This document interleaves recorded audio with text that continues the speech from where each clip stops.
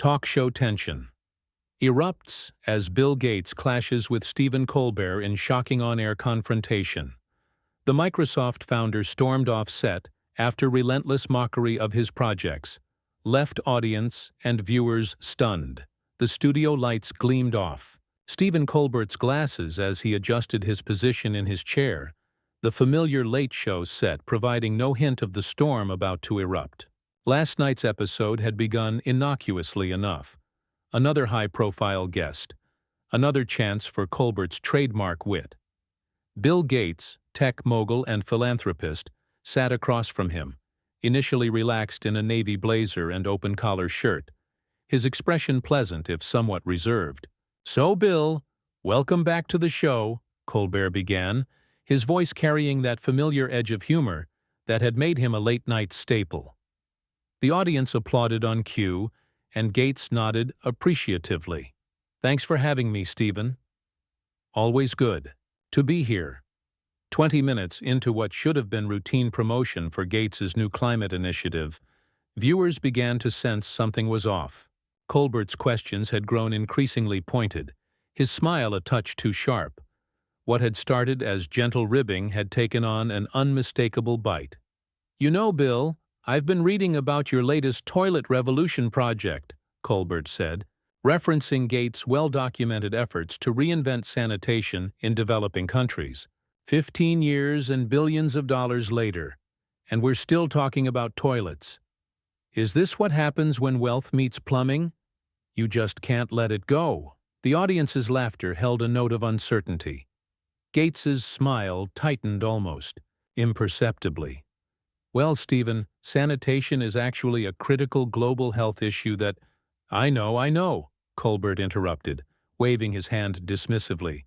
"But let's be honest. You went from windows to windows of opportunity and somehow landed on toilets. That's quite the career flush." The camera caught Gates' momentary flinch before he recovered. "The project has actually developed technologies that could provide sanitation to billions without sewage infrastructure." Right. Speaking of projects that haven't quite panned out," Colbert continued, shuffling his note cards with theatrical flair, "let's talk about your nuclear power. Venture TerraPower. Wasn't that supposed to revolutionize energy by now? I think I remember you promising a prototype reactor years ago, but somehow the power never quite materialized." The shift in the studio was palpable. The production assistant standing just off-camera exchanged an alarmed glance with the floor director. This wasn't the scripted line of questioning. Gates cleared his throat. "Actually, we've made significant progress despite regulatory hurdles. Nuclear innovation takes time. Time, money, and apparently, results that exist mainly in PowerPoint presentations," Colbert quipped, his delivery growing sharper. "But hey, what's a few billion between friends, right?" The audience's reaction was split. Nervous laughter mingled with uncomfortable silence. Gates' expression had hardened, the veneer of media-trained patience beginning to crack. "Stephen, I understand you're going for laughs here, but these are serious efforts addressing real problems." "Oh, absolutely," Colbert nodded with exaggerated sincerity. "Just like your education reform initiatives. How many billions went into that Common Core push? And American test scores are—" "Remind me again?" "Oh, right. Still lagging behind globally. But I'm sure those standardized tests you championed are measuring something valuable. Maybe how well students can click through. Windows updates?" The tension in the studio was now unmistakable. The camera caught a producer making a slashing motion across her throat, but Colbert seemed to be deliberately ignoring the signal. Gates' posture had stiffened, his hands gripping the armrests of his chair. "Look, not every initiative succeeds immediately," Gates said, his voice carrying an edge rarely heard in his public appearances. "That's how innovation works. You try things, you learn." "Oh, America's students have definitely learned something," Colbert interrupted again. "Like how to navigate an educational system redesigned by someone who dropped out of Harvard. Ironic, isn't it? The college dropout deciding how everyone else should be educated? the audience gasped. Gates' face flushed visibly.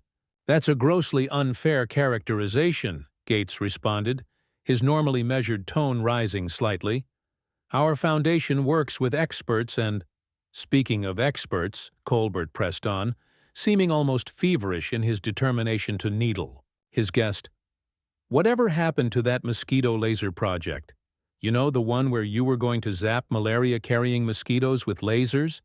Did that get lost in the same folder as Microsoft Bob?" For the first time, genuine anger flashed across Gates's face. The reference to one of Microsoft's most notorious failures seemed to land with particular sting. Several audience members shifted uncomfortably in their seats. This wasn't the good-natured ribbing typical of late-night TV. Something had clearly gone off the rails. "The photonic fence prototype actually worked," Gates responded tersely. "And unlike comedy routines, solving global health challenges isn't about instant gratification or cheap laughs." The temperature of the exchange had risen dramatically. Colbert leaned forward, a strange glint in his eye. "Fair enough, Bill. Let's talk about something more recent then. Your pandemic predictions. Remember those TED Talks where you warned everyone a respiratory pandemic was coming? And then when COVID hit, suddenly Bill Gates was everywhere with solutions. Convenient timing, some might say." The implication hung in the air, playing into conspiracy theories that had plagued Gates throughout the pandemic. The billionaire's face darkened further, and he visibly struggled to maintain composure. "That's completely inappropriate, Stephen. I warned about pandemic preparedness because experts in the field were concerned. To imply anything else is—" "Just asking questions, Bill," Colbert cut in, his tone deceptively light. "Just like people asked questions about those microchips everyone was sure you were putting in vaccines. Though between us, if you were tracking people, couldn't you have made Windows Update less annoying first?" The joke fell flat, landing in the increasingly tense atmosphere like a lead balloon. The audience was no longer laughing. Gates straightened in his chair, removing his glasses and pinching the bridge of his nose, a gesture of barely contained frustration. "I think we should move on to another topic," Gates said firmly, replacing his glasses. "Or perhaps wrap this up?" Sure, Colbert nodded, but the glint in his eyes suggested he was far from finished. "Let's talk about your climate change investments. All those billions poured into startups, and global emissions just keep rising. At what point do you admit that throwing money at problems isn't actually solving them?" Gates' jaw tightened visibly. "Climate innovation is making progress.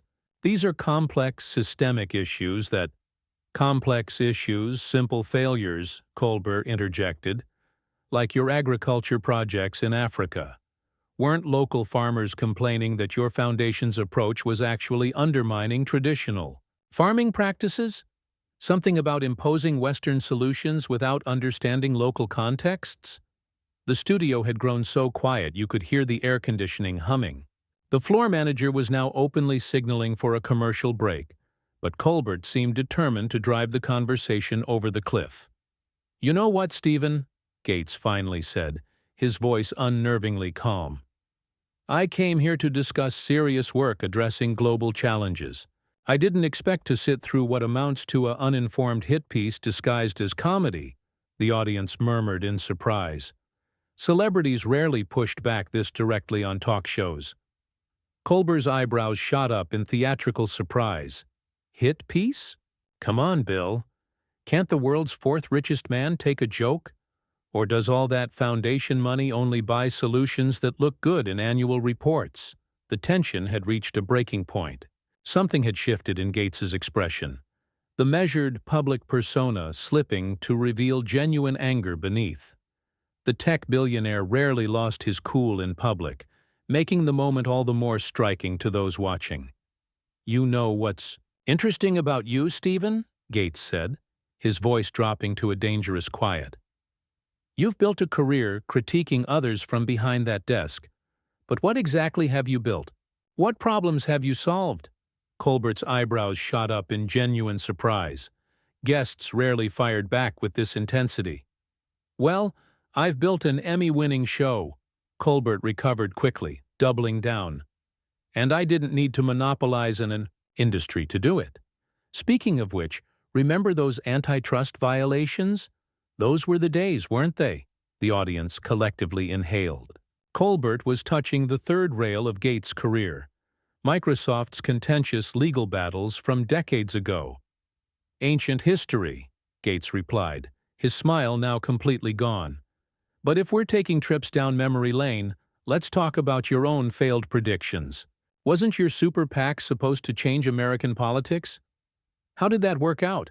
A nervous production assistant appeared at the edge of the set, frantically gesturing toward the host. The segment had gone completely off script, but Colbert ignored the signals. My super PAC was satire, Bill. It was meant to expose the absurdity of campaign finance. Your mosquito lasers and digital currencies for the developing world were apparently serious ventures. Tell me, how's that digital ID program going? The one tracking biometric data in developing countries? Privacy concerns keeping you up at night? Gates removed his glasses again, this time placing them deliberately on the small table beside him. The gesture had an ominous finality to it. You're deliberately mischaracterizing work that aims to provide services to people who lack basic identification. Documents, Gates said, his voice tightening. But I suppose nuance doesn't make for good television, does it? Oh, there's nothing more nuanced than scanning fingerprints of the world's poorest people, Colbert shot back. Almost as nuanced as your farmland purchases. America's largest private farmland owner now, aren't you? Quite the portfolio diversification, from software to soybeans. The floor manager was now openly waving both arms, signaling desperately for a commercial break. The tension in the studio had become almost unbearable. Several audience members exchanged uncomfortable glances. My investments are transparent and mission-driven, Gates responded, his knuckles whitening as he gripped his chair's armrests. Unlike this ambush masquerading as an interview. Colbert leaned forward, an unsettling gleam in his eye.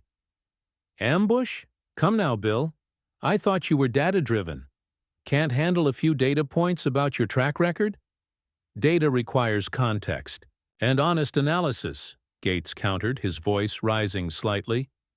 Not cherry-picked failures framed for cheap laughs. Speaking of failures, Colbert pressed on, seemingly unable to stop himself, let's circle back to Windows Phone. Remember that? Apple and Google are still sending thank you cards for how spectacularly you fumbled mobile, aren't they? Something dangerous flashed in Gates's eyes. I wasn't even at Microsoft when… Details, Colbert waved dismissively. But you were definitely there for Zune. The iPod killer that couldn't even kill a Tamagotchi's battery. The audience's reaction was now thoroughly split. Some nervous laughter punctuated the increasingly uncomfortable silence, but many spectators sat frozen, witnessing something rarely seen in the carefully choreographed world of late-night television. And what about those tablet computers you championed in the early 2000s? Colbert continued mercilessly. Steve Jobs must have sent you a fruit basket when the iPad made everyone forget Microsoft ever tried. Gates' jaw worked silently for a moment before he responded. Technology innovation builds on previous attempts. Not every iteration succeeds, but each contributes to progress. Something a comedian might not understand. Oh, I understand iteration, Colbert retorted. Like how you've iterated through explanations about your relationship with Jeffrey Epstein. Those meetings were for philanthropy, right? Just discussing how to solve world hunger over dinner? A collective gasp echoed through the studio. The floor director dropped her clipboard in shock. Colbert had crossed a line that even seasoned commentators approached with extreme caution. The implication was as unfair as it was inflammatory. Gates's face went completely rigid. The silence that followed felt eternal, though it lasted only seconds. That's it. Gates stood abruptly, startling everyone. I agreed to discuss my climate work and global health initiatives, not to be slandered with disgusting insinuations. Colbert seemed momentarily taken aback by the physical reaction but quickly recovered. "Come on, Bill. I'm just asking the questions everyone's thinking. You can handle tough questions, can't you? You testified before Congress, after all. Though, that didn't go so well for Microsoft either, did it?" Gates was already reaching for his microphone clip.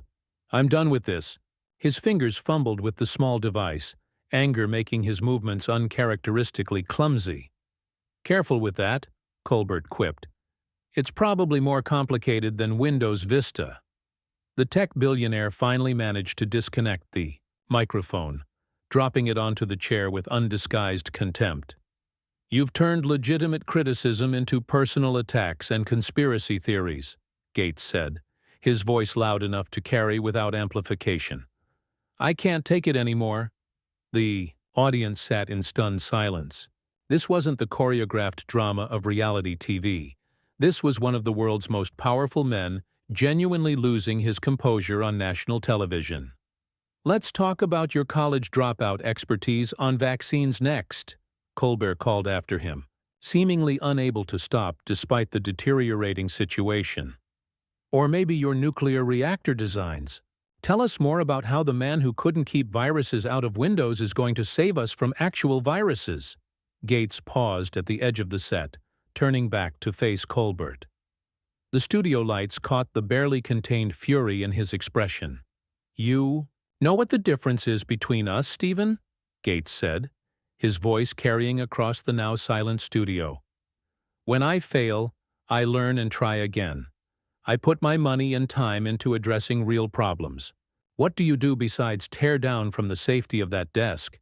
The cameras captured Colbert's expression, freezing in a rictus of a smile. For once, the quick-witted host seemed at a loss for words. "You mock efforts to solve sanitation, disease, education, and climate change," Gates continued, gathering steam. "What exactly is your contribution besides cynicism dressed as comedy?" A production assistant approached Gates tentatively, clearly intending to escort him off stage, but the billionaire waved them away. "And one more thing," Gates said, now addressing both Colbert and the stunned audience. "Those toilets you ridiculed? They've already saved thousands of lives in communities without sewage systems. Maybe that's not as impressive as your Emmy collection, but I sleep just fine at night." With that, Gates turned and strode toward the exit. The cameras caught Colbert's expression, a mixture of shock and something that might have been regret. But instead of backing down, the host seemed to double down. "Well, folks," Colbert turned to the camera with forced levity, "I guess when Windows crashes, so does Bill Gates." The joke landed with a thud in the shocked studio. A few uncomfortable laughs punctuated the silence, but most of the audience remained frozen, trying to process what they had just witnessed. The floor director was frantically signaling for a commercial break, dragging her finger across her throat with increasing urgency.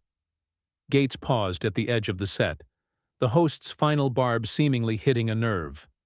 For a moment, it looked like he might simply continue his exit, but instead, the billionaire turned back one last time. "You know what, Stephen? That's exactly the problem," Gates said, his voice carrying a quiet intensity that commanded the room's attention more effectively than any shout could have. "You reduce complex issues to punchlines. You mock efforts to solve problems you've never even tried to address." Colbert's smile faltered as Gates walked back toward the center of the stage, stopping several feet from the desk. The cameras pivoted to capture this unprecedented moment. "I didn't become the richest man in the world by crashing," Gates continued, his composure returning even as his anger remained evident. "I got there by building things that work, by taking risks, by failing sometimes, and learning from those failures. What exactly is your contribution to the world besides smugness and cynicism?" The studio had fallen into a hush so complete you could hear the air conditioning humming. Several audience members shifted uncomfortably in their seats, unsure whether to witness this unscripted confrontation or avert their eyes from the train wreck unfolding before them. "Listen, Bill," Colbert began, but Gates raised a hand, cutting him off. "No, you've had your say." Now it's my turn, Gates said firmly. You think it's clever to mock toilets that prevent children from dying of diarrheal diseases? You think it's funny to ridicule climate initiatives when we're facing planetary crisis? Is that the legacy you want? Colbert's expression shifted, the performer's mask slipping to reveal something more complicated beneath. For perhaps the first time that evening, he seemed at a genuine loss for words. "Cut to commercial," a producer hissed from offstage, but the camera operators, sensing historic television unfolding, held their positions. "I came here to discuss work that matters," Gates continued, his voice gaining strength. "Work that's trying to solve real problems affecting real people. Instead, you chose character assassination and cheap shots. That doesn't make you brave or insightful. It makes you a bully with a platform." The accusation hung in the air. Several audience members nodded imperceptibly. Others looked down at their hands, uncomfortable with the raw authenticity breaking through the polished veneer of entertainment television. Colbert cleared his throat, glancing briefly toward his producers before facing Gates again. Something had shifted in his demeanor, the aggressive provocateur receding, replaced by something that looked almost like contrition. "Look, Bill, maybe I crossed a line." "Maybe?" Gates interrupted with a short, humorless laugh. "You implied I was involved with Epstein's crimes. You mocked projects addressing suffering in the developing world. You reduced decades of work to punchlines. So yes, Stephen, you crossed several lines."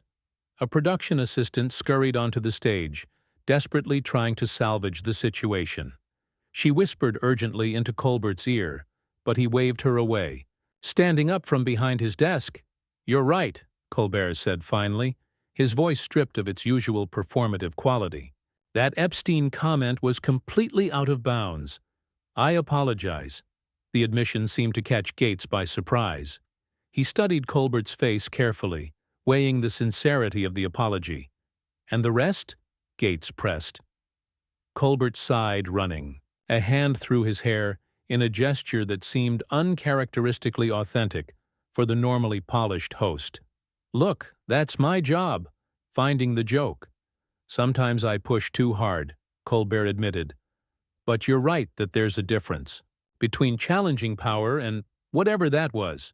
The tension in the studio shifted, not dissipating entirely but transforming into something more complex. The audience, which had been holding its collective breath, seemed to exhale slightly. "Your job is comedy," Gates acknowledged with a nod. "But comedy can punch up without being cruel. It can challenge power without dismissing genuine attempts to solve problems." Colbert nodded slowly. "Fair enough. Do you know why I keep working on toilets, Stephen?" Gates asked, his tone softening. "Slightly. Because every year, 500,000 children under 5 die from diarrheal diseases, largely caused by poor sanitation. Not exactly comedy gold, is it?" The statistic landed heavily in the studio. A few audience members visibly winced. "No," Colbert admitted quietly. "It's not. And those nuclear reactors you mocked? They're designed to provide clean energy in a world facing climate catastrophe. The education initiatives? They're trying to give children better opportunities, regardless of where they're born. Are these efforts perfect? No. Do they all succeed? Absolutely not.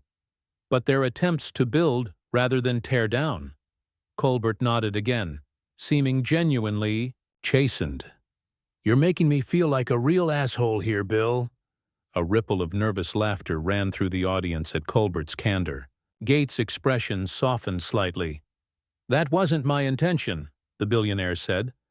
"My point is that it's easy to criticize and mock. It's much harder to actually try to solve problems." "True," Colbert conceded. He paused, then extended his hand. "I really am sorry about the Epstein comment. That was beneath me." Gates hesitated for a moment before accepting the handshake. Apology accepted. The tension in the studio eased perceptibly. The floor director sighed with visible relief. "Would you consider sitting back down?" Colbert asked, gesturing toward the guest chair. Start over? I promise to be less of a jerk. Gates considered the offer, then shook his head. I think we've given your audience enough drama for one night, but maybe we can reschedule. Have a real conversation next time. I'd like that, Colbert said, surprising himself with his sincerity. As Gates finally made his exit, Colbert turned back to face the audience and cameras. The studio remained eerily quiet, the usual energy of the show thoroughly disrupted by the unexpected confrontation and its equally unexpected resolution. Well? That happened, Colbert said after a moment, his voice lacking its usual polish. We'll be right back after these messages. I think I need to go reflect on some life choices. As the applause sign flickered on, the audience response was tentative at first, then building as people processed what they had witnessed. Not just a celebrity meltdown or a host's misstep, but something rarer, an authentic moment of conflict and reconciliation cutting through the packaged glossiness of television. By morning, clips of the confrontation had gone viral. Gates vs. Colbert trended worldwide, with viewers dissecting every moment of the exchange. Media outlets scrambled to provide context and analysis, speculating about whether the confrontation had been staged. It hadn't, and what it revealed about celebrity culture, accountability, and the boundaries of comedy. The Late Show's socials, media accounts remained uncharacteristically silent until noon the following day, when a simple message appeared. Some lines shouldn't be crossed. We apologize to Bill Gates and our viewers for last night's show. We can and will do better.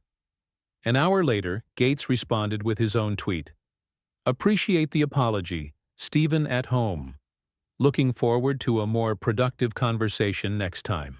Meanwhile, for those interested in the toilet revolution we briefly discussed, link.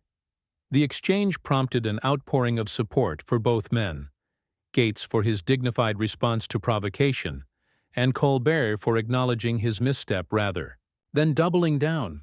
By week's end, donations to Gates Foundation sanitation initiatives had spiked significantly, with many donors citing the Colbert interview as their inspiration. 2 months later, Gates returned to The Late Show. The anticipation was palpable, the audience holding its breath as the two men faced each other again across the familiar desk. This time, however, the conversation was markedly different. Challenging but respectful, probing but fair. When Colbert asked thoughtful questions about the challenges of global philanthropy, Gates responded with candor rarely seen in his public appearances. You know, Colbert said as their segment drew to a close, sometimes it takes a good fight to clear the air. Gates smiled, the expression reaching his eyes this time. Or to crash the system and force a reboot. Colbert laughed. A genuine laugh, not a performative one. Touché, Bill, touché.